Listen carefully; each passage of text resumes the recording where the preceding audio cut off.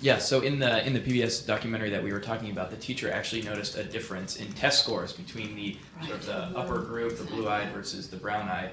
So do you think, taking a step back and looking at this in perspective today, do you think that this sort of perceived, lower upper value has an effect on the achievement gap that we see today in society? That experiment was repeated in a different, more IRB-approved way about 4 or 5 years ago, where all you had to do was say to somebody before they were taking a test some comment tangentially about their race, and the white kids did better than they had done on a similar test with a control group, and the African American kids did worse.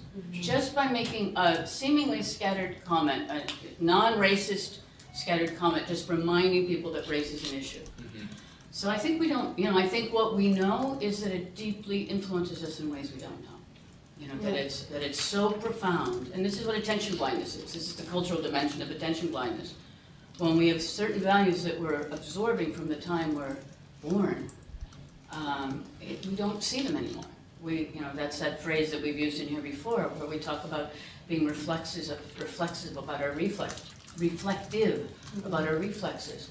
We don't know what our habits are until we have an experiment or a great work of literature or a game that points out our own assumptions, because we've inhabited them so long. It's so hard to see outside of ourselves and look back at ourselves. And that's true for so many things. We know, for example, that babies are born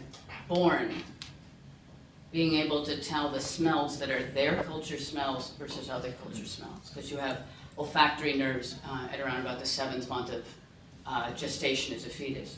So when you're born into the world, you already have an ecology of smells that you associate, and tastes that you associate. When you bring another taste or smell into that world, you can see there's many experiments with babies. They perk up and they know something different is happening. By the time a baby is about 6 months old, it's not just different, but they've inherited the fears, prejudices, assumptions of their immediate affectional group, telling them that's not just different, it's wrong, it's bad, it's negative.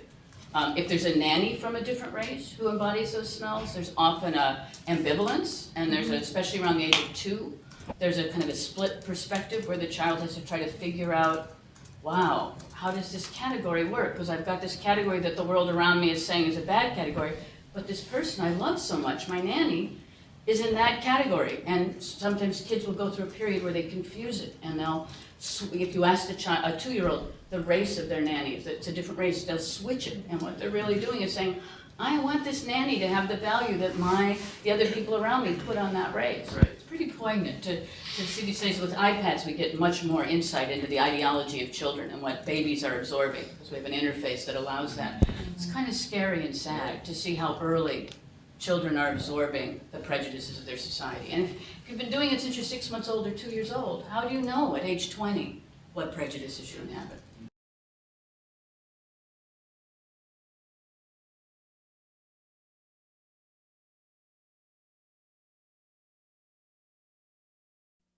Produced by Duke University, online at duke.edu.